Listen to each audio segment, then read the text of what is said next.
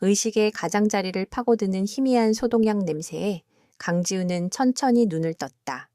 새하얀 천장이 가장 먼저 시야에 들어왔고 곧이어 온몸을 짓누르는 묵직한 통증이 밀려왔다. 그는 쇳덩이처럼 무거운 팔을 간신히 들어 올리려다 날카로운 고통에 나직이 신음하며 포기했다. 몸 곳곳이 붕대로 감겨 있었고 팔에는 여러 개의 링거 바늘이 꽂혀 있었다. 여기는 병원이었다. 그것도 보통 병실이 아닌 최고급 호텔 스위트룸을 연상시키는 VIP 병실이었다. 창밖으로는 서울의 스카이라인이 한눈에 들어왔지만 그 어떤 풍경도 지훈의 굳어있는 표정을 풀어주지는 못했다. 그는 기억의 파편들을 맞추기 시작했다. 신제품 발표회를 마치고 돌아오던 길, 어두운 도로, 갑자기 튀어나온 대형 트럭, 그리고 모든 것을 집어삼킨 섬광과 굉금, 사고였다. 하지만 단순한 사고라고 믿기에는 석연치 않은 점들이 너무 많았다. 대한민국 최고의 기술력을 자랑하는 아우라 그룹의 총수로서 그의 주변에는 언제나 위험이 도사리고 있었다. 그는 눈을 감고 사고 직전의 상황을 복기했다. 브레이크를 밟았지만 차는 멈추지 않았다. 평소 철저하게 관리되던 그의 전용 차량에서 그런 결함이 발생할 확률은 거의 제로에 가까웠다. 누군가 의도적으로 손을 댔다는 결론에 도달하는 데는 오랜 시간이 걸리지 않았다. 지훈의 머릿속에 몇몇 용의자의 얼굴이 스쳐 지나갔다. 사업상의 경쟁자들, 그가 단행한 구조조정으로 밀려난 구시대의 인물들, 혹은 그의 자리를 호시탐탐 노리는 내부의 적들. 그러나 그 누구도 이토록 대담하고 치명적인 공격을 감행할 만한 배짱과 실력을 갖추지는 못했다. 단 한 사람, 최민준을 제외하고는 최민준, 태강그룹의 유일한 후계자이자 사사건건 지훈의 앞길을 막아서던 숙적 기술 개발부터 인재 영입까지 아우라그룹이 추진하는 모든 프로젝트에 악착같이 달려들어 방해의 공작을 펼치던 남자. 그의 비열하고 무자비한 방식은 재계에서도 악명이 높았다. 지훈은 희미한 미소를 지었다. 만약 이것이 최민준의 소행이라면 그는 너무 안일했다. 이 정도로 자신을 무너뜨릴 수 있다고 생각했다니. 지훈은 침대 옆 호출 버튼을 누르려다 잠시 멈췄다. 아직은 때가 아니었다. 자신의 상태를 외부에 노출하는 것은 섣부른 행동이었다.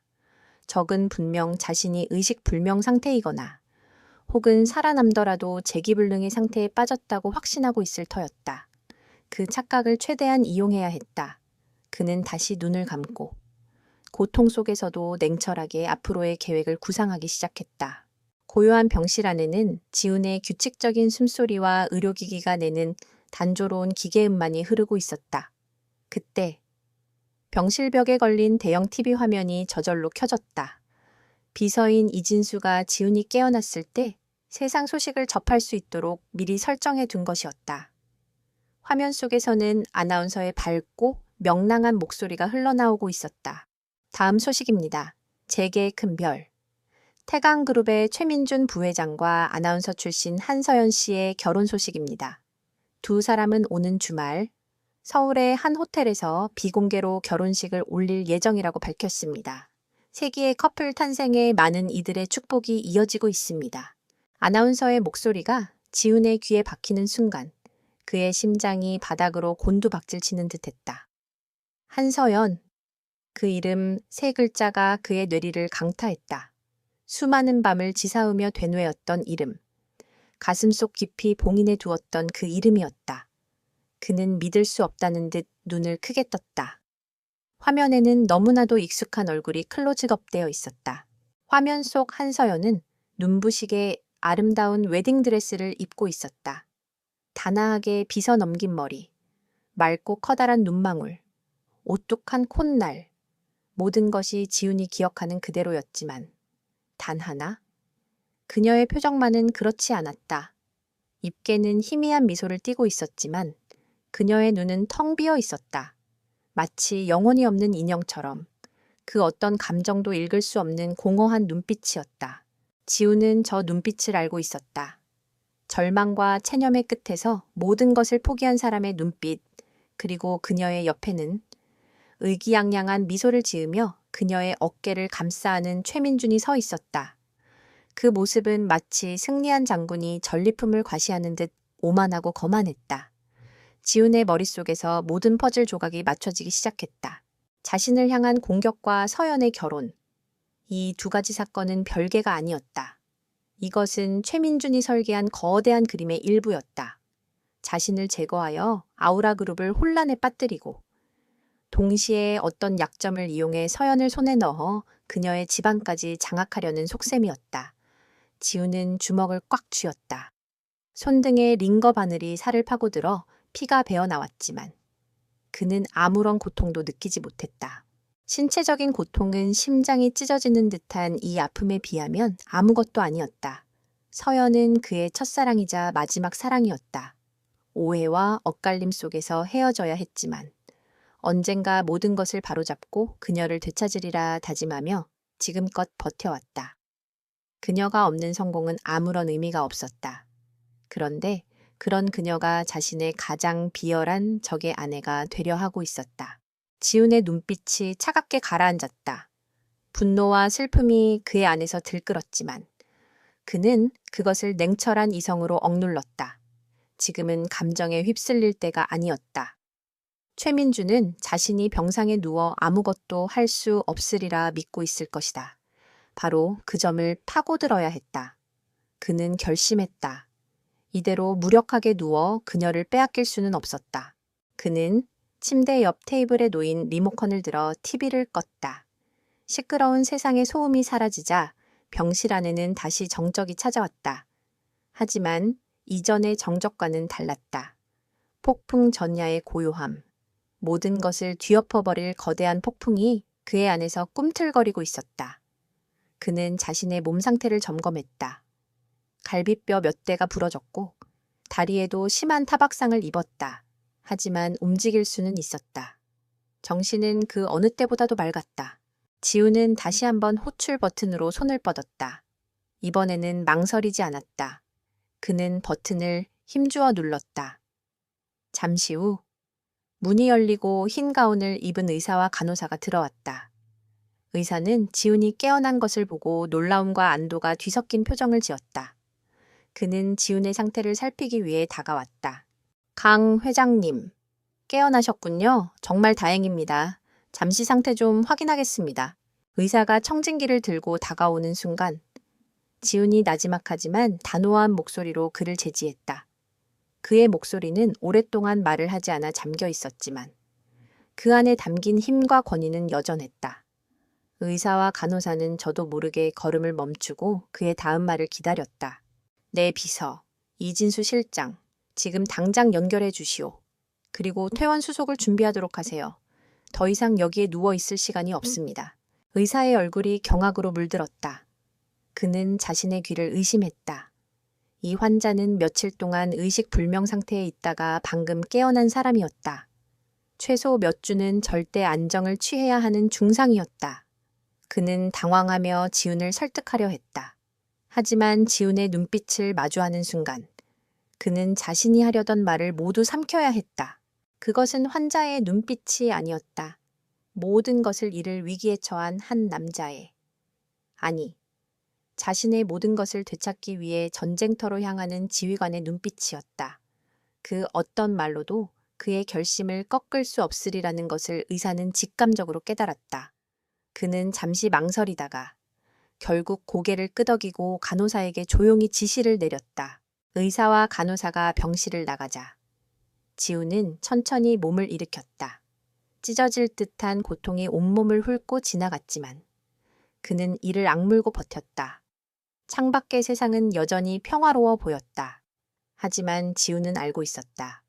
곧 거대한 전쟁이 시작될 것이라는 것을.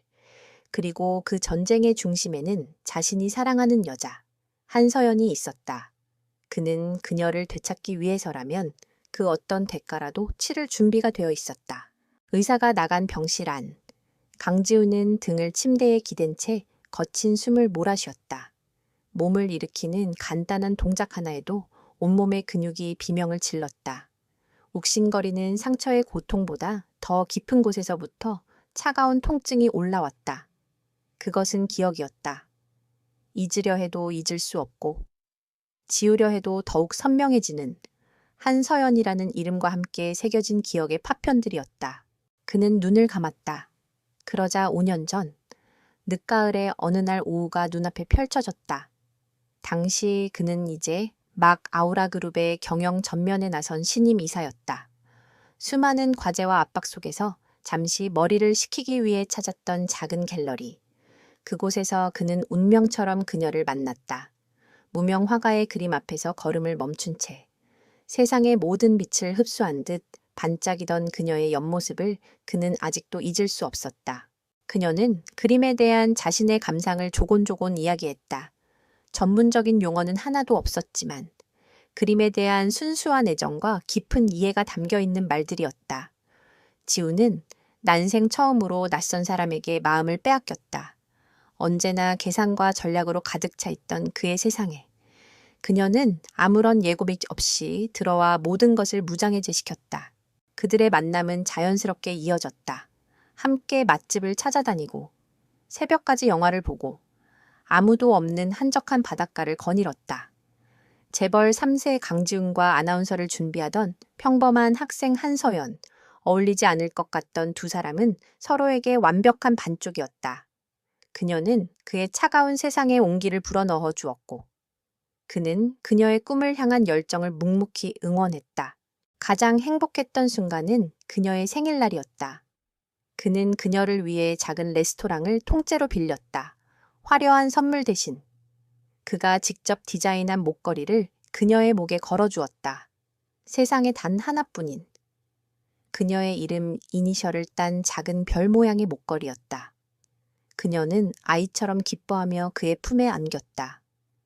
그때 그는 결심했다. 이 여자를 평생 지켜주겠다고. 하지만 행복은 길지 않았다. 지훈이 그룹의 핵심 프로젝트를 이끌며 눈코 뜰 새 없이 바빠지기 시작했을 때 비극의 그림자가 드리워졌다. 서연의 아버지가 운영하던 중소기업이 갑작스러운 자금난에 빠졌다. 필사적으로 자금을 구하러 다니던 그녀의 아버지는 결국 쓰러졌고 회사는 부도 위기에 몰렸다. 그리고 그 모든 배후에 최민준이 있었다. 당시 태강그룹은 해당 사업 분야로의 확장을 노리고 있었고 서연 아버지의 회사는 그들에게 눈엣 가시였다. 최민준은 교묘한 방식으로 자금줄을 막고 거짓 정보를 흘려 협력 업체들을 돌아서게 만들었다. 지우는 이 사실을 뒤늦게 알았다. 그가 상황을 파악하고 도움의 손길을 내밀려 했을 때 최민준은 한 발 앞서 서연에게 접근했다. 최민준은 마치 구세주인 양 나타나 서연에게 거짓된 정보를 속삭였다. 강지훈이 처음부터 그녀의 집안 배경을 알고 의도적으로 접근했으며 그녀 아버지 회사의 위기 또한 아우라 그룹의 사업 확장을 위한 계획의 일부였다고. 순진했던 서연은 충격과 배신감에 휩싸였다. 아버지의 병세와 회사의 위기 앞에서 그녀는 이성적인 판단을 할 수 없었다. 지훈이 그녀를 찾아갔을 때 그녀는 차갑게 식은 눈으로 그를 바라보았다. 그는 필사적으로 해명하려 했지만 이미 마음의 문을 닫아버린 그녀에게는 어떤 말도 들리지 않았다. 그녀는 그가 선물했던 별 목걸이를 그의 눈앞에서 끊어버렸다. 다시는 내 앞에 나타나지 마. 그 한마디는 비수가 되어 그의 심장에 박혔다. 그렇게 그들의 관계는 끝이 났다. 지우는 그 후 모든 진실을 알게 되었다. 하지만 서연은 이미 가족과 함께 자취를 감춘 후였다. 그는 그녀가 최민준의 계략에 얼마나 깊은 상처를 받았을지 생각하며 스스로를 자책했다. 그녀를 지켜주겠다고 맹세했지만 결국 가장 큰 상처를 준 것은 자신의 무관심과 안일함이었다. 그는 언젠가 반드시 그녀를 찾아 모든 오해를 풀고 그녀를 되찾겠다고 다짐했다. 기억의 파편에서 헤어나온 지훈의 눈가에 붉은 핏발이 섰다. 최민준. 그놈은 5년 전에도 그리고 지금도 가장 비열한 방식으로 자신과 서연을 갈라놓고 있었다. 하지만 이번에는 달랐다. 다시는 그녀를 그렇게 잃지 않을 것이다. 그는 고통을 참으며 다시 한번 몸을 바로 세웠다.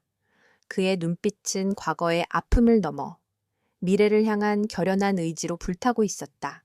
같은 시각, 서울 강남의 최고급 웨딩드레스 숍. 한서연은 거울 앞에 서 있었다. 수천만 원을 호가하는 이탈리아 장인이 한 땀 한 땀 수놓았다는 순백의 드레스가 그녀의 몸을 감싸고 있었다.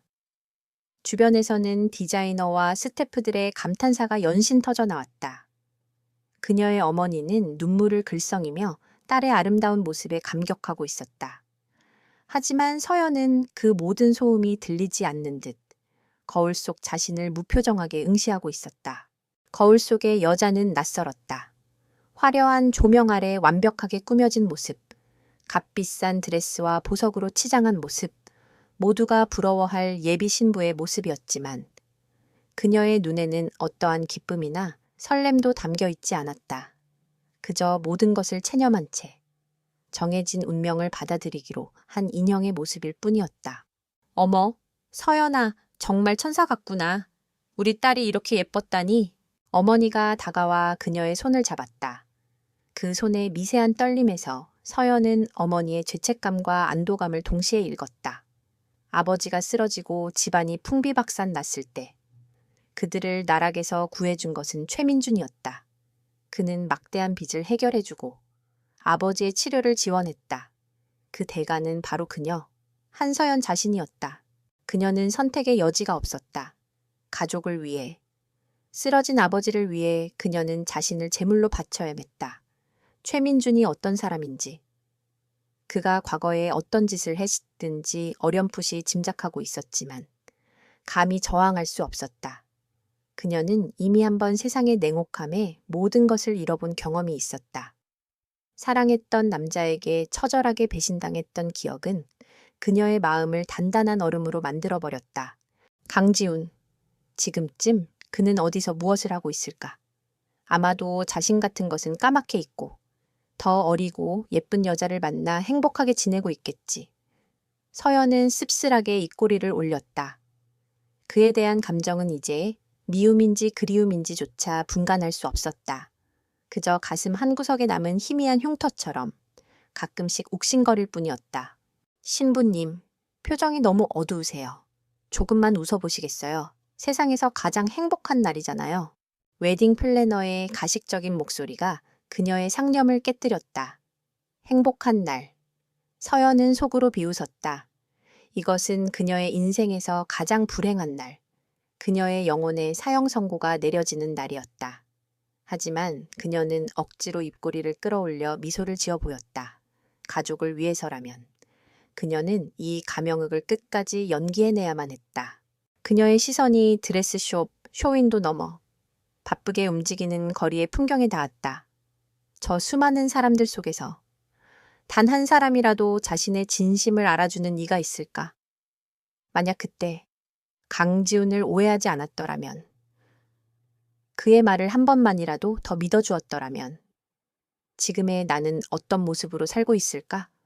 부질없는 상상이라는 것을 알면서도 그녀는 잠시 동안 과거를 그리워했다. 그것이 그녀가 이 지옥 같은 현실에서 버틸 수 있는 유일한 방법이었다. 얼마 지나지 않아 병실 문이 조용히 열리고 한 남자가 들어섰다. 단정하게 빗어 넘긴 머리, 흐트러짐 없는 정장 차림, 그리고 냉철함이 엿보이는 안경 너머의 눈빛. 강지훈의 비서이자 가장 신뢰하는 오른팔, 이진수 실장이었다. 그는 침대에 위태롭게 앉아있는 지훈의 모습을 보고 순간 숨을 멈췄다. 창백한 얼굴과 온몸에 감긴 붕대는 사고가 얼마나 끔찍했는지를 말해주고 있었다. 회 회장님, 괜찮으십니까? 연락을 받고 바로 달려왔습니다. 이진수는 애써 침착함을 유지하며 지훈에게 다가갔다. 그의 목소리에는 깊은 우려와 안도감이 뒤섞여 있었다. 지훈은 고개를 저으며 그의 말을 잘랐다. 지금은 안부를 묻고 있을 시간이 아니었다. 결혼식까지 남은 시간은 고작 이틀. 단 1분 1초도 낭비할 수 없었다. 내 몸 상태는 나중에 얘기하고 지금부터 내가 하는 말을 잘 들어. 자네 도움이 필요하네. 지훈의 나직하지만 힘있는 목소리에 이진수는 즉시 업무 모드로 전환했다. 그는 허리를 꼿꼿이 세우고 지훈의 지시를 기다렸다. 지훈은 잠시 숨을 고른 뒤 자신의 계획을 털어놓았다. 병원을 나가야겠다는 그의 말에 이진수의 얼굴이 사색이 되었다. 의사에게 이미 상태를 전해 들은 터였다. 지금 지훈의 몸은 움직이는 것조차 무리였다. 회 회장님, 그건 말도 안 됩니다. 지금 몸 상태로는 절대 안 됩니다. 최소한 몇 주는. 이틀 후면 한서연이 최민준과 결혼해. 내가 이대로 누워있으면 모든 게 끝나. 자네라면 이 상황을 이해하겠지. 한서연이라는 이름이 나오자 이진수는 더 이상 아무 말도 할 수 없었다. 그는 두 사람의 과거를 모두 알고 있는 몇 안 되는 사람 중 하나였다. 지훈이 서연과 헤어진 후 얼마나 고통스러워했는지, 그리고 그녀를 되찾기 위해 얼마나 필사적으로 노력해왔는지를 바로 곁에서 지켜보았다. 이 결혼은 지훈에게 사형 선고나 다름없었다. 이진수는 짧은 고민 끝에 결심을 굳혔다. 그의 눈빛이 비서의 눈빛에서 충성스러운 부관의 눈빛으로 바뀌었다. 그는 지훈의 계획이 무모하다는 것을 알았지만 동시에 그것이 지훈을 살리는 유일한 길이라는 것도 알았다. 그는 고개를 끄덕였다. 알겠습니다. 무엇을 하면 되겠습니까? 말씀만 하십시오. 지훈의 입가에 옅은 미소가 번졌다. 그는 이진수가 자신을 실망시키지 않으리라는 것을 알고 있었다. 그는 이진수에게 필요한 것들을 나열하기 시작했다. 눈에 띄지 않을 평범한 옷 한 벌, 외부와 안전하게 통신할 수 있는 소형 이어피스, 그리고 가장 중요한 것, 이 병원의 보안 시스템 설계도와 실시간 CCTV 접속 권한이었다. 아우라그룹은 국내 최고의 보안 기술을 보유하고 있었고 이진수는 그 시스템을 다루는 데 있어 전문가였다. 그는 지훈의 지시를 태블릿에 빠르게 기록했다. 지훈은 병원 구조도를 보며 가장 감시가 허술한 경로를 찾아내기 시작했다. VIP 병동은 철통 같은 보안을 자랑했지만 약점은 분명히 존재했다. 직원용 비상계단과 지하의 세탁물 운반용 통로, 그곳이 그들의 탈출로였다. 계획은 치밀하게 세워졌다. 이진수가 외부에서 병원 보안 시스템에 침투해 특정 구역의 CCTV를 몇 분간 루프 영상으로 돌려놓는 동안 지훈은 병실을 빠져나와 비상계단으로 향한다. 그 사이 이진수는 1층 로비에서 작은 소동을 일으켜 보안 요원들의 시선을 분산시킨다. 모든 것이 완벽하게 맞아떨어져야만 성공할 수 있는 아슬아슬한 작전이었다. 작전 개시 시각은 의사와 간호사의 정기 회진이 끝나는 자정. 이진수는 필요한 물품을 준비하기 위해 잠시 병실을 나갔다. 혼자 남은 지훈은 천천히 링거 바늘을 뽑아냈다. 날카로운 통증과 함께 피가 흘러나왔지만 그는 눈 하나 깜짝하지 않았다. 그는 침대에서 내려와 조심스럽게 걸음을 옮겼다.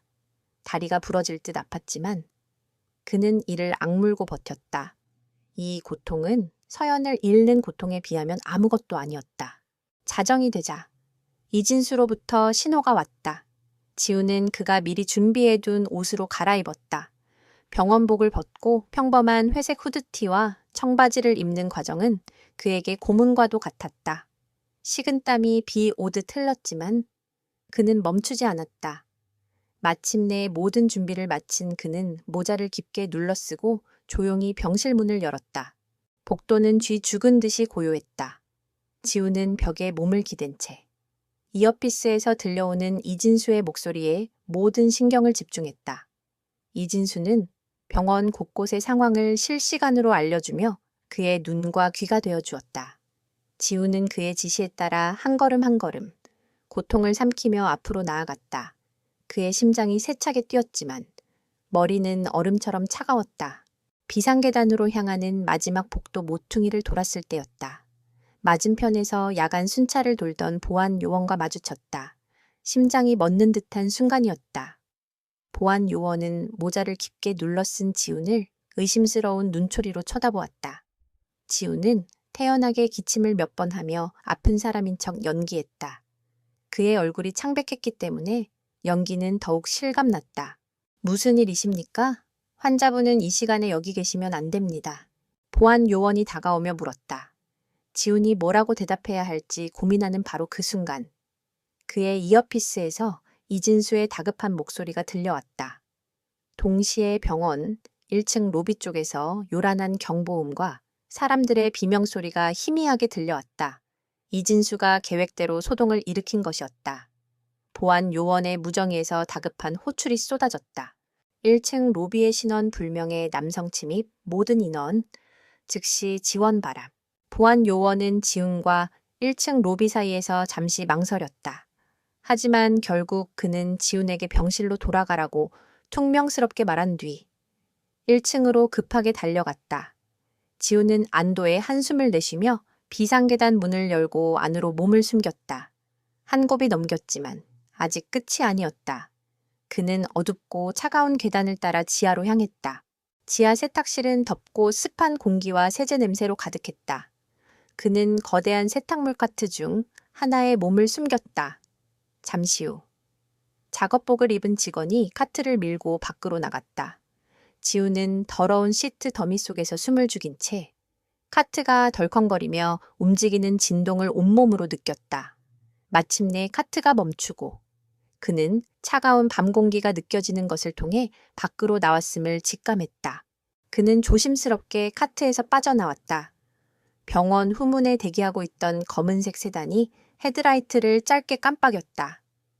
이진수였다. 지우는 마지막 남은 힘을 쥐어짜 차를 향해 걸어갔다. 뒷좌석 문이 열리고 그는 거의 쓰러지듯 차 안으로 몸을 실었다.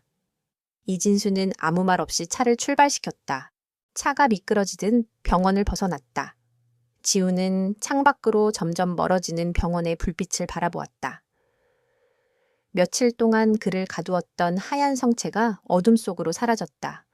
그는 자유로워졌지만 동시에 진짜 전쟁터로 들어섰다. 그는 눈을 감았다. 머릿속에는 오직 한 사람, 한서연의 얼굴만이 떠올랐다. 기다려. 서연아, 내가 지금 너에게 가고 있어. 차가 도착한 곳은 강남의 한적한 골목에 위치한 평범해 보이는 빌딩의 지하 주차장이었다. 하지만 그곳은 강지훈이 비밀리에 운영하는 안전 가옥이자 아우라 그룹의 핵심 기술이 보관된 비공식 데이터 센터였다. 외부에는 알려지지 않은 그의 왕국에서 가장 안전하고 은밀한 장소였다. 이진수의 부축을 받으며 차에서 내린 지훈은 고통을 애써 감추며 안으로 들어섰다. 내부는 겉보기와는 전혀 다른 세상이었다. 차가운 금속과 유리로 이루어진 미니멀한 인테리어, 그리고 벽면을 가득 채운 거대한 스크린과 최첨단 장비들이 이곳이 평범한 장소가 아님을 보여주고 있었다. 이곳이 바로 최민준을 향한 방역이 시작될 전쟁 지휘 본부였다. 지훈은 소파에 몸을 기대며 이진수에게 짧게 명령했다. 팀을 소집해 박민영 팀장과 김태우 실장, 10분 내로 여기로 오라고 하게. 보안은 최고 등급으로. 이진수는 군말 없이 고개를 끄덕이고 즉시 통신을 시작했다. 박민영, 아우라 그룹의 정보 보안팀을 이끄는 천재 해커이자 디지털 세계에서는 그 어떤 자물쇠도 열 수 있는 마스터키 같은 존재였다. 김태우, 전직 국정원 출신으로 현재 지훈의 경호와 보안을 총괄하는 그림자 같은 인물이었다. 이들은 지훈이 가장 신뢰하는 정계 멤버들이었다. 지훈은 상처에서 오는 통증을 잊기 위해 태블릿을 켜고 최민준과 태강그룹에 대한 정보를 다시 한번 검토하기 시작했다. 화면에 떠오른 최민준의 오만한 얼굴을 보며 그의 눈빛이 차갑게 빛났다. 그는 언제나 지훈의 뒤에서 비열한 수법으로 그를 괴롭혀왔다. 하지만 이번만큼은 달랐다. 그는 선을 넘었고 지훈의 가장 소중한 것을 건드렸다. 얼마 지나지 않아 안전 가옥의 문이 열리고 박민영과 김태우가 모습을 드러냈다. 자유분방한 옷차림의 박민영과 언제나처럼 각 잡힌 자세의 김태우는 서로 다른 분위기를 풍겼지만 지훈을 향한 충성심만큼은 똑같았다. 그들은 지훈의 모습을 보고 놀라움을 감추지 못했지만 이내 평정심을 되찾고 그의 앞에 섰다. 회 회장님, 부르셨습니까? 김태우가 먼저 입을 열었다. 지훈은 고갯짓으로 그들을 소파에 앉혔다. 서로는 필요 없었다. 그는 단도직입적으로 본론을 꺼냈다. 자신의 사고가 단순 사고가 아닌 최민준이 사주한 계획된 범죄라는 것과 그가 한서연과 정략 결혼을 통해 그녀의 집안을 손에 넣으려 한다는 사실을 설명했다. 박민영과 김태우의 얼굴이 굳어졌다. 특히 김태우는 자신의 임무를 다하지 못했다는 자책감에 주먹을 꽉 쥐었다. 그는 지훈의 안전을 책임지는 사람이었다. 그런데 그런 그가 병원에 실려가는 동안 아무것도 하지 못했다. 지훈은 그의 마음을 읽었다는 듯이 말했다. 자책할 시간은 없어. 김 실장, 이건 자네 탓이 아니야. 저기 예상보다 더 교활했을 뿐. 지금부터는 실수를 만회할 기회야. 지훈은 자리에서 일어나 거대한 메인 스크린 앞으로 걸어갔다. 부상당한 몸이었지만 그의 등은 꼿꼿했다.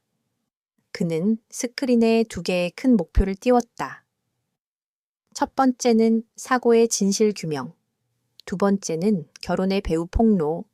작전명은 폭풍이었다. 모든 것을 쓸어버릴 거대한 폭풍을 예고하는 이름이었다. 작전은 2갈래로 진행한다. 김 실장은 사고 현장과 관련된 모든 증거를 다시 수집해 경찰이 놓친 것 혹은 의도적으로 무시한 것들까지 전부 사고를 유발한 트럭 운전사를 찾아내고 그의 배후를 캐내. 분명 최민준과 연결된 고리가 있을 거야. 김태우의 눈이 날카롭게 빛났다. 알겠습니다. 뼈까지 발라내겠습니다. 그는 짧게 대답하고 즉시 팀원들에게 지시를 내리기 시작했다. 그의 팀은 이미 이 분야의 전문가들이었다. 그들은 경찰보다 더 집요하고 검찰보다 더 날카롭게 사건의 진실을 파고들 것이었다. 지훈은 이어 박민영을 바라보았다. 박 팀장은 태강그룹과 최민준, 그리고 한서연 씨 집안 사이의 모든 자금 흐름을 추적해 불법적인 거래 내역, 차명 계좌, 협박의 증거가 될 만한 이메일이나 통화 기록, 디지털 세상에 존재하는 모든 흔적을 찾아내 최민준이 어떻게 한서연 씨를 올감했는지. 그 증거가 필요해. 박민영은 입술에 걸린 비웃음을 숨기지 않으며 노트북을 펼쳤다. 그놈들 방화벽은 어린애 장난 수준이죠. 30분이면 충분합니다. 최민준이 어젯밤에 뭘 먹었는지까지 알아내드리죠. 그녀의 손가락이 키보드 위에서 춤을 추기 시작했다. 스크린에는 수많은 코드와 데이터 창이 폭포수처럼 쏟아져 내렸다. 그렇게 지휘본부는 숨가쁘게 돌아가기 시작했다. 김태우의 팀은 흩어져 사고 현장과 차량 보관소를 덮쳤고 박민영은 태강그룹의 철옹성 같던 서버를 유린하고 있었다. 이진수는 이 모든 상황을 조율하며 필요한 정보와 자원을 실시간으로 공급했다. 그리고 그 중심에는 강지훈이 있었다. 그는 쏟아지는 정보들을 놀라운 속도로 분석하고 정리하며 다음 행동을 지시했다. 마치 수십 개의 체스판을 동시에 두는 체스 마스터처럼. 그는 거대한 그림을 읽고 있었다. 때때로 극심한 고통이 몰려왔지만 그는 진통제를 삼키며 버텼다. 한서연의 공허한 눈빛을 떠올리면 이 정도의 고통은 아무것도 아니었다. 시간은 속절없이 흘러갔다. 결혼식은 바로 다음 날 오후였다. 남은 시간은 24시간도 채 되지 않았다. 모두가 초조해지기 시작할 무렵 첫 번째 성과가 나타났다. 김태우에게서 연락이 온 것이었다. 그들은 트럭 운전사의 신원을 확보하고 그의 자택을 급습했다. 그는 이미 도주한 후였지만 그의 아내를 통해 결정적인 증언을 확보할 수 있었다. 남편이 며칠 전부터 불안에 떨었습니다. 어떤 높은 사람에게서 거액의 돈을 받고 무서운 일을 했다고 했습니다. 실패하면 가족까지 무사하지 못할 거라는 협박을 받았다고 합니다. 동시에 박민영이 환호성을 질렀다.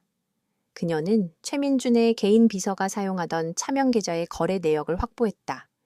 그리고 그 계좌에서 거액의 돈이 트럭, 운전사의 아내에게로 흘러 들어간 사실을 밝혀냈다. 퍼즐 조각이 하나씩 맞춰지고 있었다. 최민준이 이 모든 일의 배우라는 명백한 증거였다. 하지만 아직 부족했다. 이 증거만으로는 결혼식을 막을 수 없었다. 이것은 살인 미수 혐의에 대한 증거일 뿐 한서연의 결혼이 강압에 의한 것이라는 직접적인 증거는 되지 못했다. 지우는 더 결정적인 한 방이 필요했다. 최민준의 오만한 가면을 만천에 벗겨버릴. 그가 절대로 빠져나갈 수 없는 덫을 놓아야 했다. 그의 시선이 스크린에 떠 있는 한서연 가족의 부채 내역으로 향했다. 바로 저것이 핵심이었다. 태강그룹 본사 최고층. 도시의 야경이 파노라마처럼 펼쳐지는 회장실에서 최민주는 위스키 잔을 천천히 흔들고 있었다. 얼음이 부딪히는 맑은 소리가 그의 만족스러운 심정을 대변하는 듯했다. 모든 것이 그의 계획대로 완벽하게 흘러가고 있었다. 그의 눈앞에 놓인 태블릿에는 병상에 누워있는 강지훈의 상태에 대한 보고서가 떠 있었다. 의식 불명, 회복 불투명.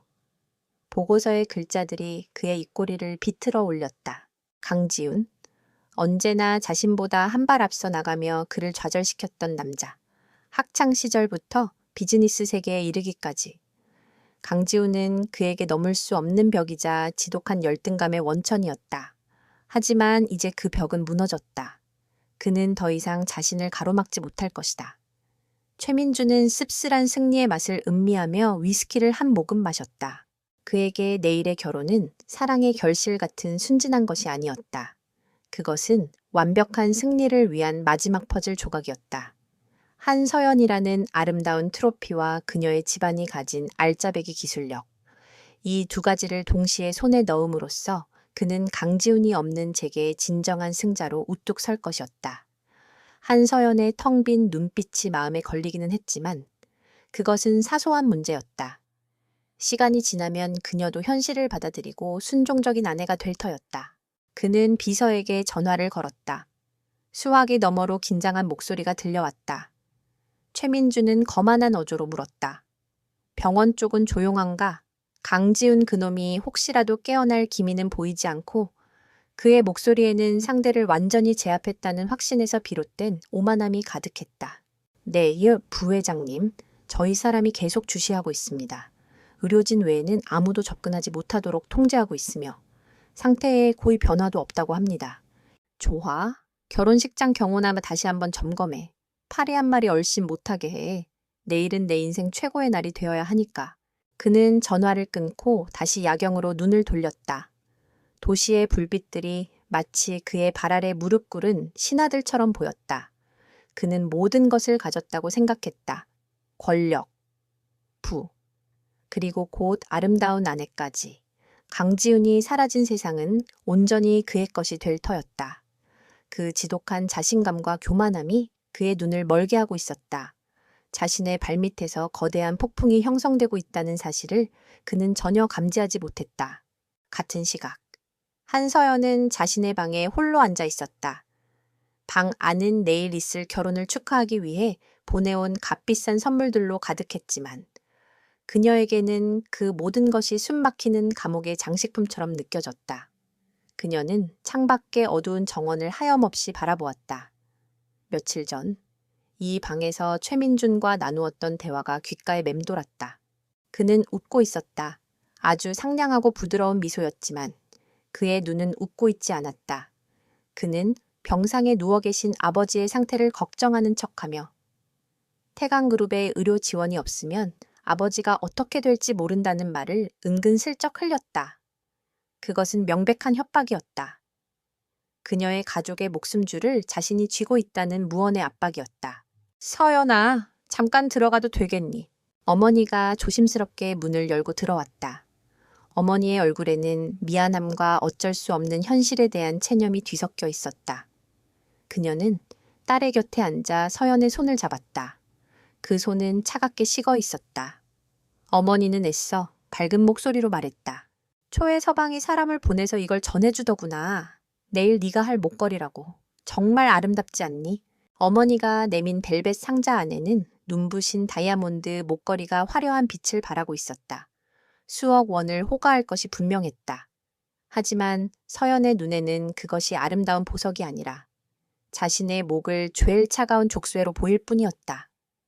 그녀는 아무런 대답도 하지 않았다.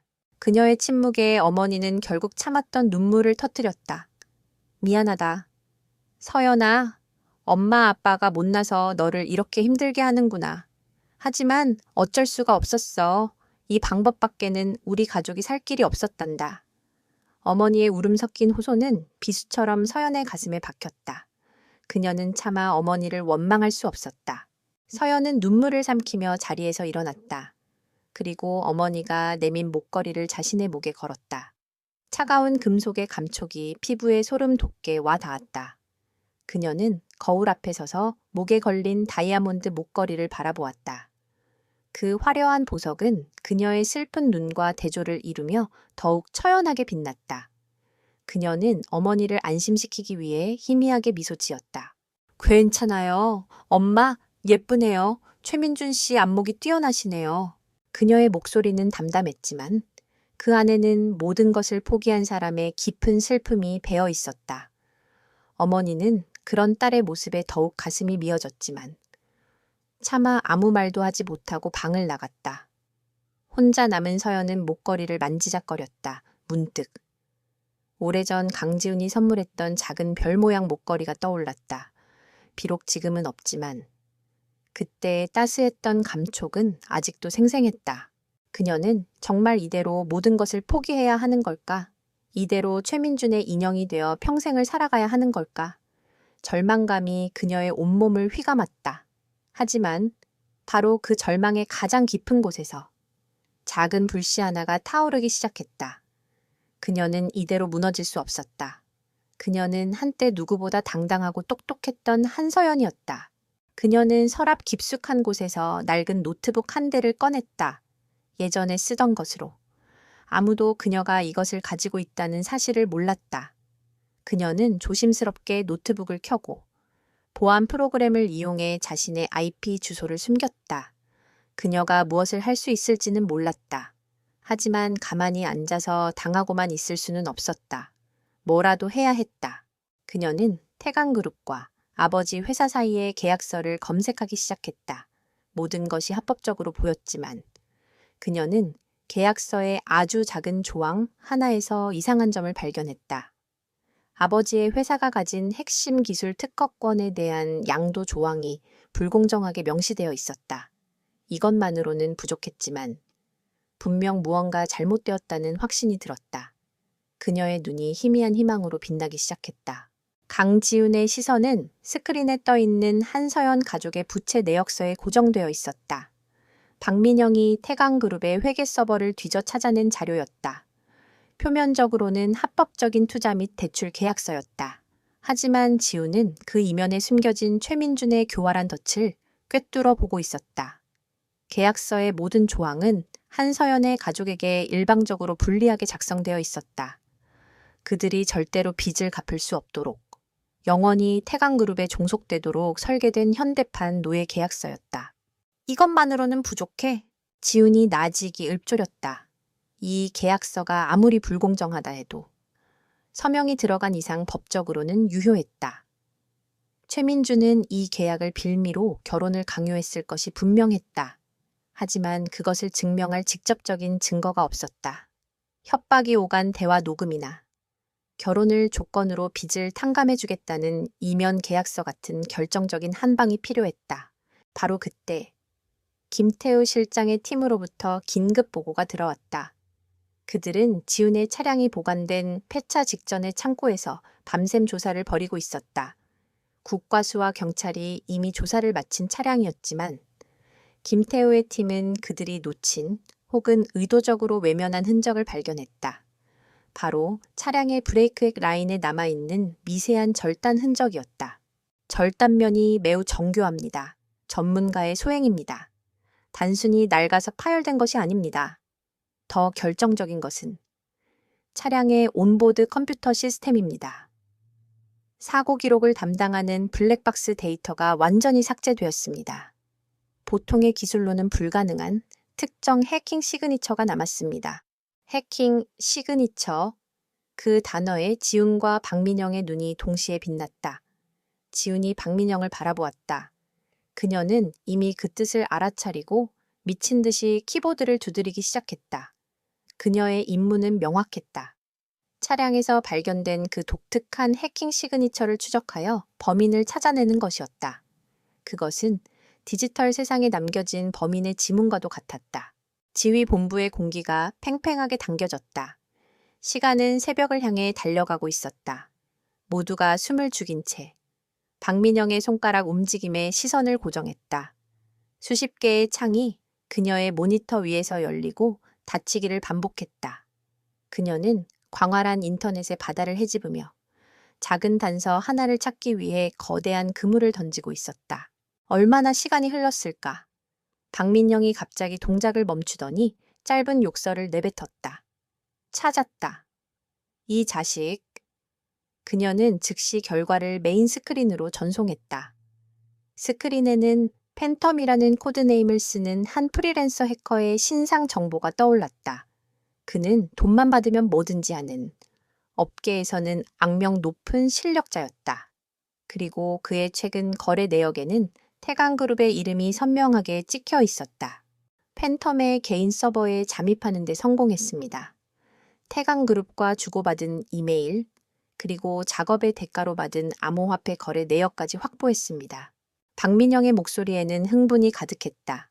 이것으로 최민준이 지훈의 사고를 사주했다는 사실은 명백해졌다. 하지만 지훈은 만족하지 않았다. 그의 목표는 단순히 자신의 억울함을 푸는 것이 아니었다. 한서연을 구하는 것이었다. 그는 박민영에게 팬텀의 서버에 남아있는 다른 모든 자료를 샅샅이 뒤져보라고 지시했다. 분명 또 다른 거래가 있었을 것이라는 직감이 그의 뇌리를 스쳤다. 박민영은 다시 한번 데이터의 바다로 뛰어들었다. 그리고 몇 분 후, 그녀는 거의 비명을 지르며 자리에서 벌떡 일어났다. 그녀의 얼굴은 놀라움과 분노로 상기되어 있었다. 그녀는 떨리는 손으로 파일을 하나 열었다. 그것은 결혼계약서 초안이었다. 한서연과 최민준의 이름이 적힌 회장님, 이건 파일의 내용은 충격적이었다. 그것은 공식적으로 알려진 결혼계약서와는 완전히 다른 악마의 계약서였다. 계약서의 특약 조항에는 다음과 같은 내용이 명시되어 있었다. 만약 한서연 측의 귀책 사유로 본 결혼이 파기될 경우 태강그룹은 한씨 일개 제공한 모든 채무에 대해 즉시 상환을 요구할 권리를 가진다. 상환 불이행 시 한씨 일가가 소유한 모든 기술 특허권은 태강그룹의 무상으로 귀속된다. 모든 것이 명확해졌다.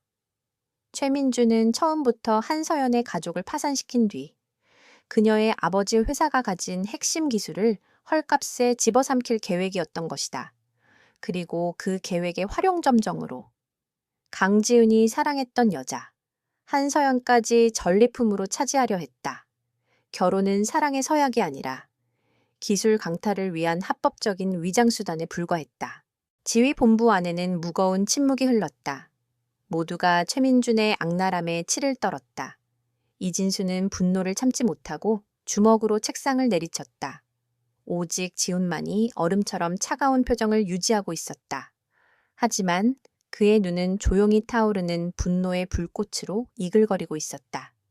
그는 모든 증거 자료를 USB에 담으라고 지시했다. 이제 모든 펜은 우리 손에 들어왔어. 그의 목소리는 낮고 차분했지만 그 안에는 강철 같은 결의가 담겨 있었다. 그는 더 이상 수세에 몰린 피해자가 아니었다. 이제 그는 심판자였다. 그는 이진수에게 자신이 신뢰하는 언론사 몇 군데와 법무팀을 비밀리에 접촉하라고 지시했다. 모든 증거 자료의 사본을 넘기고 자신이 신호를 보낼 때까지 절대 움직이지 말라고 전하라는 명령도 잊지 않았다. 작전은 이제 새로운 국면으로 접어들었다. 단순히 결혼식을 막는 것을 넘어 최민준과 태강그룹의 추악한 민낯을 대한민국 전체에 생중계하는 것이었다. 그들의 제국을 뿌리부터 뒤흔들어 놓을 거대한 스캔들을 터뜨리는 것이었다. 결혼식장은 그 심판을 위한 최고의 무대가 될 터였다. 지우는 벽에 걸린 시계를 보았다. 결혼식까지 앞으로 8시간. 그는 팀원들을 둘러보았다.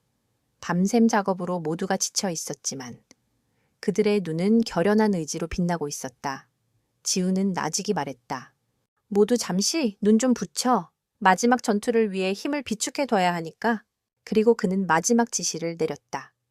이 실장, 내일 내가 입으로 좀 준비해주게. 내 인생에서 가장 중요한 싸움에 나가는 자리야. 초라하게 보일 수는 없지. 그의 목소리에는 승리를 확신하는 자의 여유가 묻어나왔다.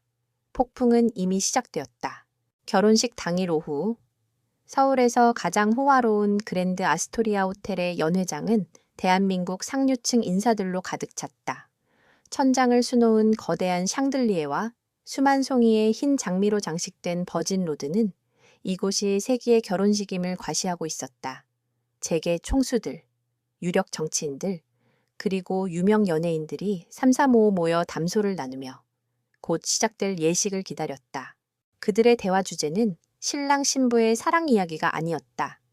태강그룹과 한서연 집안의 회사가 합병되었을 때의 시너지 효과, 그리고 이번 결혼으로 인해 재편될 업계의 판도에 대한 계산적인 이야기들 뿐이었다. 이 화려한 공간을 채우고 있는 것은 축복의 공기가 아니라 차가운 비즈니스와 위선적인 긴장감이었다. 그들에게 이 결혼은 또 하나의 거대한 사업 계약에 불과했다.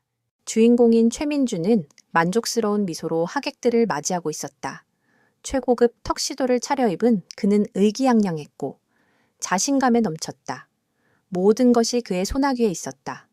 그는 간간히 연회장 입구를 쳐다보았지만 그 눈빛에는 어떤 불안감도 없었다. 강지우는 지금쯤 병원 침대에서 생사를 헤매고 있을 터였다. 그는 자신의 승리를 의심하지 않았다. 축하하네, 초의 부회장. 드디어 자네 세상에 오는군. 태강그룹의 오랜 파트너인 한 중견 기업 회장이 다가와 그의 어깨를 두드렸다. 최민주는 거만하게 웃으며 잔을 부딪혔다. 이제 시작입니다. 회장님, 강지훈이 사라진 이상 이 판의 주인은 접니다. 그의 목소리에는 노골적인 야심과 승리감에 대한 도취가 가득했다. 그는 자신이 짜놓은 완벽한 각본의 주인공이 된 기분을 만끽하고 있었다. 신부 대기실의 분위기는 연 회장과는 정반대였다. 숨 막히는 정적만이 감돌았다. 순백의 웨딩드레스를 입은 한서연은 창가에 서서 멍하니 밖을 내다보고 있었다. 완벽한 메이크업으로도 그녀의 창백한 얼굴과 공허한 눈빛은 가려지지 않았다. 그녀는 마치 세상에서 가장 아름다운 희생 제물처럼 보였다. 쇼연아! 휠체어를 탄 아버지가 조용히 안으로 들어왔다. 병색이 완연한 그의 얼굴에는 딸에 대한 미안함과 죄책감이 가득했다. 그는 딸의 손을 잡으며 떨리는 목소리로 말했다. 미안하다. 이 못난 아비 때문에. 그는 말을 잇지 못하고 고개를 숙였다. 서연은 아무 말 없이 아버지의 손을 마주 잡았다. 그 따뜻한 온기에 그녀의 얼어붙었던 마음이 조금 녹아내리는 듯했다. 괜찮아요, 아빠. 다 괜찮을 거예요. 그녀는 애써 미소를 지어 보였다. 어젯밤 낡은 노트북으로 발견했던 계약서의 불공정 조항. 그것이 그녀의 마음에 작은 희망의 불씨를 지폈다. 아직 무엇을 어떻게 해야 할지는 몰랐다. 하지만 이대로 순순히 당하지는 않으리라. 그녀는 다짐했다. 아버지의 쇠약한 모습을 보니 그 결심은 더욱 굳어졌다. 한편 호텔에서 약 500m 떨어진 골목에 주차된 검은색 펜 안. 강지우는 여러 개로 분할된 모니터 화면을 응시하고 있었다. 그의 옆에는 박민영과 김태우가, 뒤에는 이진수가 각자의 위치에서 최종 점검을 하고 있었다. 밴 내부는 최첨단 장비로 가득한 이동식 지휘 본부였다. 그는 완벽하게 재단된 짙은 남색 정장을 입고 있었다. 약간의 절뚝거림과 관자놀이의 희미한 멍 자국을 제외하면 그는 병상에 누워있던 환자라고는 믿기지 않을 만큼 위풍당당했다. 호텔 내 모든 CCTV는 장악했습니다. 저희 요원 한 명도 하객으로 위장해 안으로 들어갔습니다. 내부 상황이 실시간으로 전송되고 있습니다. 박민영이 보고했다. 화면 한쪽에는 연 회장 내부의 모습이 선명하게 보였다.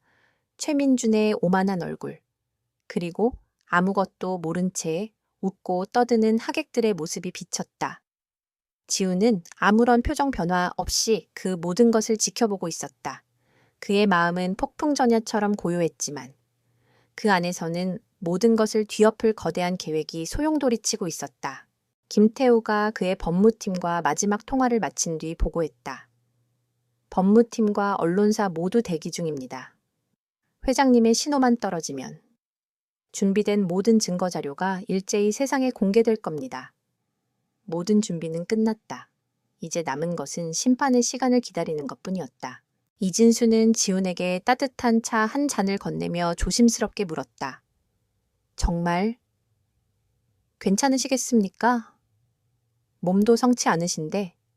그는 지훈의 건강이 걱정되었다. 지훈은 말없이 차를 한 모금 마셨다. 그리고는 창밖의 호텔을 바라보며 나직이 말했다. 5년 전 내가 그녀를 지켜주지 못했네.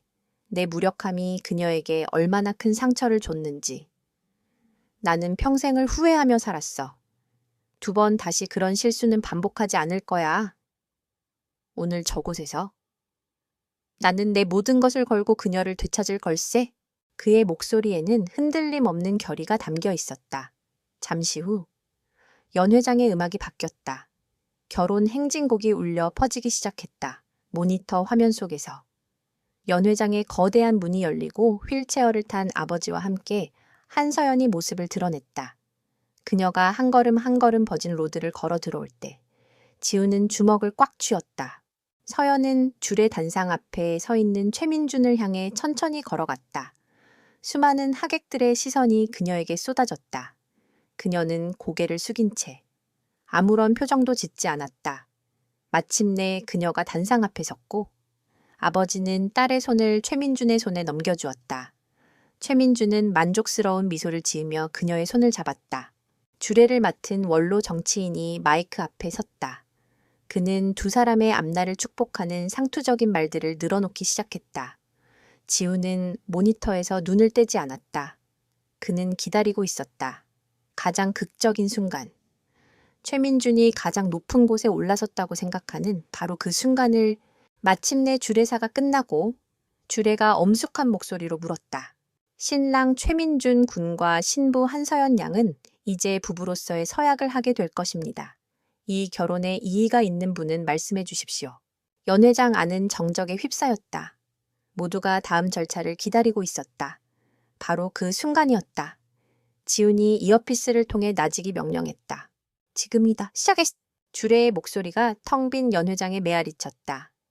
이 결혼에 이의가 있는 분은 말씀해 주십시오. 하객들은 의례적인 절차에 아무런 반응 없이 침묵을 지켰다. 신랑 최민준의 입에는 의기양양한 미소가 걸려 있었다. 바로 그때였다. 쾅 하는 굉음과 함께 굳게 닫혀있던 연회장의 육중한 문이 양쪽으로 활짝 열렸다. 모든 하객들의 시선이 일제히 문 쪽으로 쏠렸다. 눈부신 역광 속에서 한 남자의 실루엣이 드러났다. 그는 잠시 그 자리에 서서 연회장 안의 모든 소음과 시선을 한 몸에 빨아들였다. 이윽고 그가 천천히 안으로 걸어 들어왔다. 절뚝거리는 걸음이었지만 그 어떤 장군보다도 위풍당당하고 결연한 걸음이었다. 그의 얼굴이 드러나는 순간 연회장 곳곳에서 나직한 탄성이 터져나왔다. 강지훈이었다. 죽은 줄로만 알았던 혹은 재기불능 상태에 빠졌다고 알려졌던 아우라 그룹의 총수.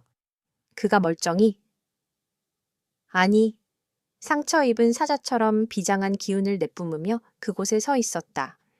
최민준의 얼굴에서 미소가 사라지고 경악과 불신이 그 자리를 대신했다.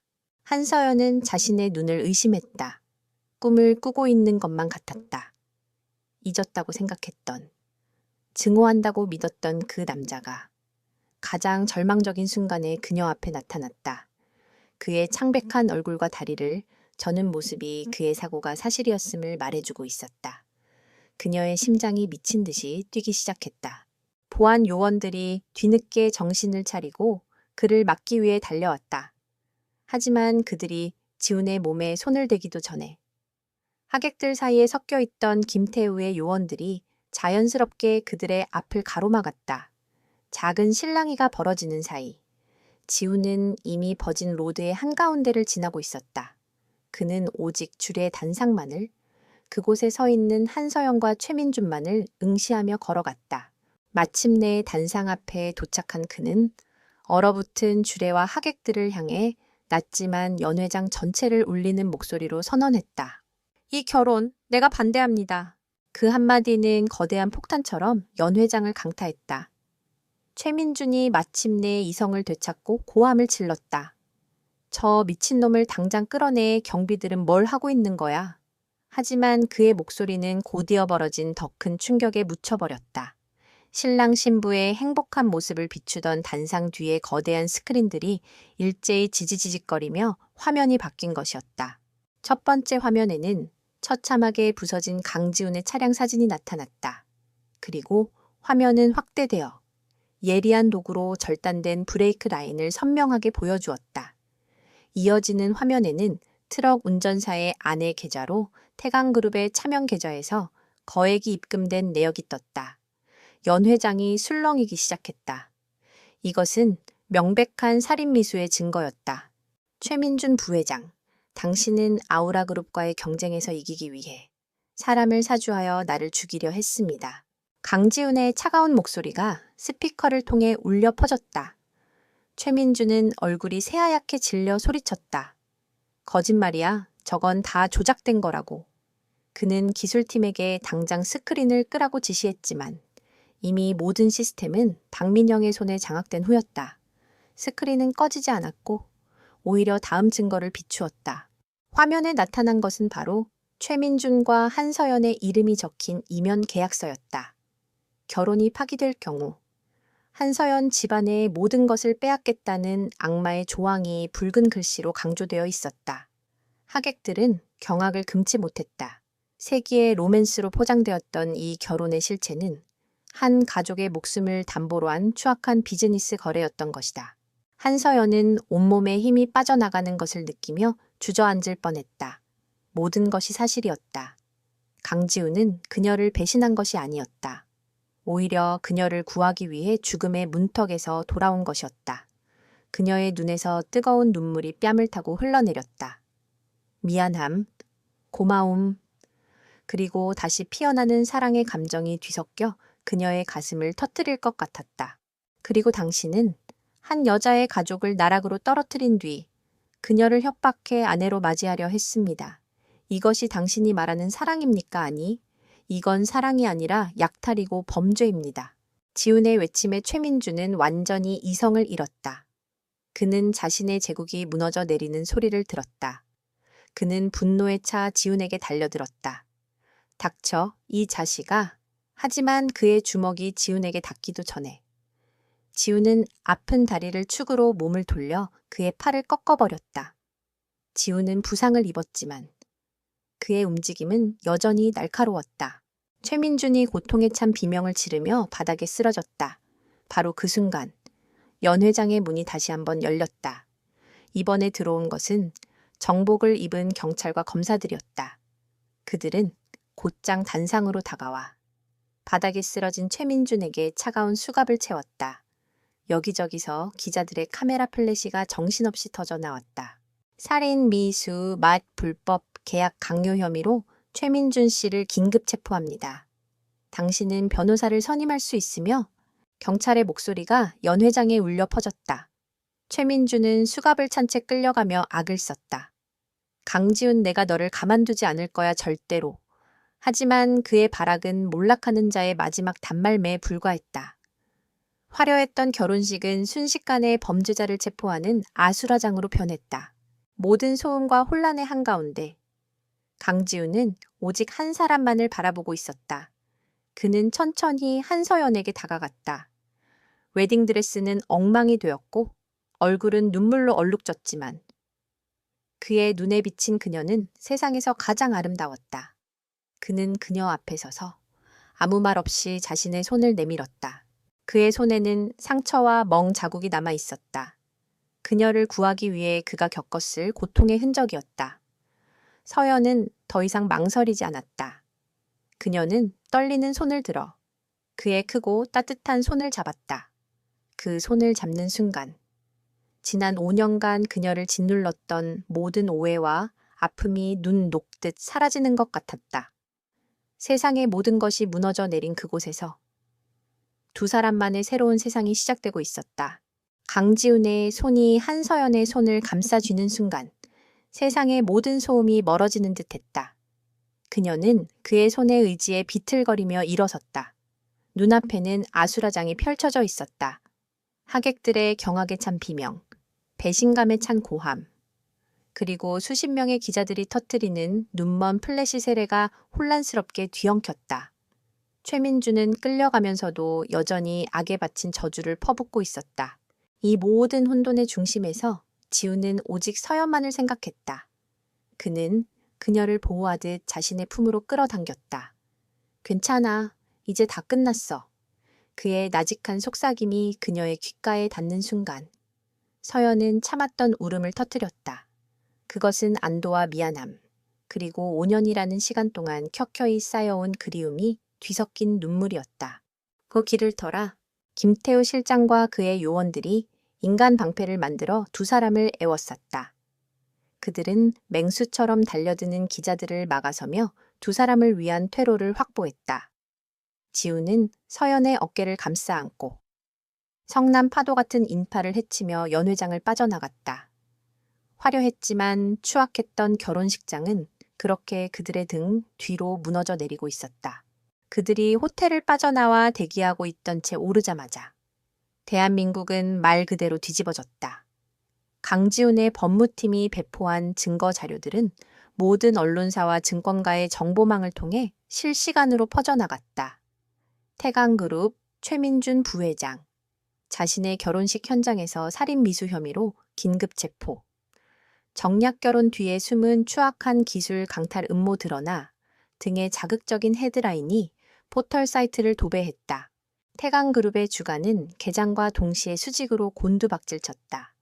그룹의 이미지는 회복 불가능할 정도로 추락했으며 검찰의 대대적인 압수수색이 시작되었다는 속보가 이어졌다. 최민준이라는 오만한 선장이 침몰하자 태강이라는 거대한 배에 타고 있던 공범자들은 살기 위해 서로를 물어뜯기 시작했다. 최민준의 아버지는 충격으로 쓰러졌고 한때 철옹성 같았던 그들의 제국은 하루아침에 모래성처럼 허물어지기 시작했다. 세상이 온통 그들의 이야기로 들끓는 동안 지훈과 서연이 탄 차는 모든 소음으로부터 격리된 안전가옥으로 향하고 있었다. 차 안에서는 아무런 대화도 오가지 않았다. 지훈은 그저 묵묵히 서연의 손을 잡아줄 뿐이었고 서연은 창밖을 바라보며 하염없이 눈물만 흘렸다. 지난 몇 시간 동안 겪은 일들이 현실이라는 것이 믿기지 않았다. 안전 가옥에 도착하자 이진수가 그들을 맞이했다. 그는 서연에게 따뜻한 담요와 차를 건네며 그녀의 가족들은 모두 무사하며 경찰의 보호를 받고 있다는 소식을 전해주었다. 아버지의 빚 또한 태강그룹의 불법 행위로 인한 것임이 증명되어 무효 처리될 것이라는 말도 덧붙였다. 모든 족쇄가 풀려난 것이다. 서연은 이진수에게 고개 숙여 감사 인사를 전했다. 이진수와 다른 팀원들이 자리를 비켜주자 넓은 거실에는 지훈과 서연, 단둘만이 남게 되었다. 어색하고 무거운 침묵이 흘렀다. 5년이라는 시간의 벽이 두 사람 사이에 놓여 있었다. 먼저 침묵을 깬 것은 지훈이었다. 그는 소파에 앉아 있는 서연의 맞은편에 조심스럽게 앉으며 어렵게 입을 열었다. 미안해. 모든 걸 너무 늦게 알아서 미안해. 그의 목소리에는 깊은 자책감이 묻어 있었다. 그는 5년 전 최민준이 그녀의 가족에게 어떤 짓을 했는지, 그리고 그로 인해 그녀가 어떤 오해를 하게 되었는지를 모두 설명했다. 자신이 조금만 더 세심했더라면, 그녀의 고통을 조금만 더 일찍 알아차렸더라면 그들이 이렇게 오랜 시간 동안 아파하지 않아도 되었을 것이라고 말했다. 그리고 그때 너를 더 강하게 붙잡지 못해서 미안해. 그의 진심 어린 사과에 서연은 고개를 들 수 없었다. 그녀는 그를 오해하고 그의 마음에 지울 수 없는 상처를 주었다. 그가 선물했던 목걸이를 그의 눈앞에서 끊어버렸던 자신의 모습이 떠올라 가슴이 미어지는 듯했다. 그녀는 흐느끼며 말했다. 아니야. 내가 미안해요. 당신 말을 믿어주지 못해서. 당신을 아프게 해서. 정말 미안해요. 마침내 두 사람은 서로의 상처를 마주 보았다. 그들은 오랫동안 서로에게 하지 못했던 말들을 쏟아냈다. 지우는 그녀가 사라진 후 단 하루도 그녀를 잊은 적이 없었다고 고백했다. 서연은 그를 증오하려 애썼지만 마음속 깊은 곳에서는 언제나 그를 그리워하고 있었다고 털어놓았다. 오해의 실타래가 풀리고 5년의 시간이 남긴 상처가 서서히 아물기 시작했다. 지우는 자리에서 일어나 그녀의 곁으로 다가갔다. 그는 눈물로 젖은 그녀의 얼굴을 부드럽게 닦아주었다. 그리고는 부서지기 쉬운 보물을 다루듯 조심스럽게 그녀를 자신의 품에 안았다. 서연은 그의 단단한 가슴에 얼굴을 묻고 그의 심장 소리를 들었다. 그제야 그녀는 자신이 있어야 할 곳으로 돌아왔음을 실감했다. 밖에서는 여전히 폭풍이 몰아치고 있었지만 안전가옥 안은 평온했다. 지독하게 길었던 밤이 지나고 창문 너머로 희미한 새벽빛이 스며들고 있었다. 그것은 지난 5년의 아픈 과거를 몰아내고 두 사람에게 새로운 시작을 알리는 희망의 빛이었다. 그들은 말없이 서로를 아는 채 오랫동안 기다려온 새벽을 함께 맞이했다. 세 달이라는 시간이 흘렀다. 대한민국을 뒤흔들었던 세기의 결혼식 스캔들은 세간의 관심사에서 조금씩 멀어져 갔다. 폭풍이 핥히고 간 자리에는 새로운 질서가 자리 잡고 있었다. 최민준과 그의 아버지를 비롯한 태강그룹의 수뇌부들은 살인 미수, 주가 조작, 불법 기술 탈취 등 수많은 혐의로 중형을 선고받고 역사의 뒤양일로 사라졌다. 한때 재계를 호령하던 태강이라는 이름은 해체되어 여러 기업에 흡수되었다. 한서연의 가족은 길고 어두웠던 터널을 지나 마침내 빛을 보게 되었다. 아버지의 회사는 강지훈의 정당한 도움과 지원 속에서 빠르게 안정을 되찾았고 병상에 있던 아버지 역시 기적적으로 건강을 회복해 갔다. 모든 것이 제자리를 찾아가고 있었다. 폭풍의 한가운데를 통과했던 사람들에게 비로소 평온한 시간이 찾아온 것이었다. 가을의 햇살이 따사롭게 내리쬐는 어느 주말 오후, 강지훈은 한서연과 함께 한적한 수목원을 거닐고 있었다. 그는 더 이상 다리를 절지 않았고 얼굴에 남았던 상처의 흔적도 거의 사라져 있었다. 완벽하게 건강을 되찾은 그의 옆에는 예전보다 한층 더 성숙하고 단단해진 미소를 띤 서연이 함께하고 있었다. 두 사람은 말없이 그저 서로의 손을 잡고 천천히 걸었다. 지난 세 달은 두 사람에게 상처를 치유하고 서로를 다시 알아가는 시간이었다. 그들은 5년 전의 오해에 대해 그리고 서로가 없었던 시간 동안 겪어야 했던 아픔에 대해 솔직하게 이야기했다. 때로는 눈물을 흘렸고 때로는 서로를 원망하기도 했다. 하지만 그 모든 과정을 통해 두 사람의 관계는 과거의 그 어떤 때보다도 단단하고 깊어졌다. 시련은 그들의 사랑을 파괴한 것이 아니라 불순물을 걸러낸 순금처럼 더욱 빛나게 만들었다. 기억나 우리 처음 만났던 갤러리, 산책길 끝에 있는 작은 온실 카페에 앉아 지훈이 문득 입을 열었다. 서연은 미소를 지으며 고개를 끄덕였다. 어떻게 잊을 수 있을까? 그의 세상에 처음으로 초대받았던 설렘으로 가득했던 그날을. 지훈은 재킷 안주머니에서 작은 벨벳 상자를 꺼내 그녀의 앞에 조심스럽게 내려놓았다. 서연의 심장이 살짝 내려앉았다. 그녀가 상자를 열자 그 안에는 화려한 다이아몬드가 아닌 작고 섬세한 별 모양의 목걸이가 은은한 빛을 발하고 있었다. 5년 전 그가 그녀의 생일에 선물했던 그리고 그녀가 그의 앞에서 끊어버렸던 바로 그 목걸이였다. 하지만 자세히 보니 조금 달라져 있었다.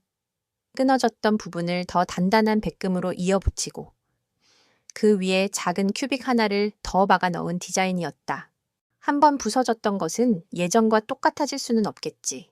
하지만 더 단단해질 수는 있다고 믿어. 우리의 관계처럼. 지우는 자리에서 일어나 그녀의 뒤로 다가갔다. 그는 목걸이를 꺼내 그녀의 목에 직접 걸어주었다. 차갑지만 익숙한 금속의 감촉이 그녀의 목을 감쌌다. 그는 그녀의 어깨에 손을 얹고 그녀의 귓가에 나직이 속삭였다. 그의 목소리는 조금 떨리고 있었다. 사어연아, 나와 결혼해주겠어. 세상에서 가장 화려한 결혼식은 약속할 수 없지만 세상에서 가장 행복한 여자는 만들어줄 수 있어. 너의 남은 평생을 내가 책임지고 싶어. 서연의 눈에서 눈물이 방울져 떨어졌다. 최민준이 주었던 다이아몬드 목걸이가 차가운 족쇄였다면 지금 그녀의 목에 걸린 이 별 목걸이는 따뜻한 약속이자 구원이었다. 그녀는 뒤를 돌아 그를 마주 보았다. 그리고는 까치발을 들어 그의 입술에 부드럽게 입을 맞추었다. 어떤 대답보다도 더 확실한 사랑이 담긴 대답이었다. 며칠 후 두 사람은 양가 부모님만 모시고 작은 성당에서 조촐한 결혼 서약을 했다. 화려한 장식도, 수많은 하객도 없었지만 그들의 얼굴에는 진정한 행복의 미소가 가득했다. 서연의 아버지는 휠체어에서 일어나 자신의 두 발로 딸의 손을 지훈에게 넘겨주었고, 지훈의 부모님은 아들의 상처를 보듬어준 그녀를 따뜻하게 안아주었다. 결혼식이 끝나고 두 사람은 그들만의 보금자리인 강변의 한적한 집으로 돌아왔다. 거실의 넓은 창밖으로 노을이 지는 하늘과 유유히 흐르는 강물이 그림처럼 펼쳐져 있었다. 지훈은 뒤에서 서연을 끌어안고 그녀의 어깨에 턱을 기댔다. 두 사람은 말없이 함께 물들어가는 아름다운 세상을 바라보았다. 앞으로도 힘든 일이 있겠지. 서연이 문득 물었다. 지훈은 그녀를 더 꽉 안으며 대답했다. 물론 있겠지. 하지만 이제는 혼자가 아니잖아. 무슨 일이 있어도 내가 당신 곁에 있을 거야. 언제나. 그의 목소리에는 흔들림 없는 확신이 담겨 있었다. 서연은 그의 손 위에 자신의 손을 포겠다. 지독한 폭풍우가 지나간 뒤 그들의 세상에는 비로소 완전한 평화와 고요함이 찾아왔다. 두 사람은 서로에게 기댄 채 함께 맞이할 수많은 내일과 새로운 희망으로 가득한 눈부신 아침을 꿈꾸고 있었다. 사랑과 정의는 언제나 가장 어두운 절망의 끝에서 가장 밝은 빛을 발하는 법이었다.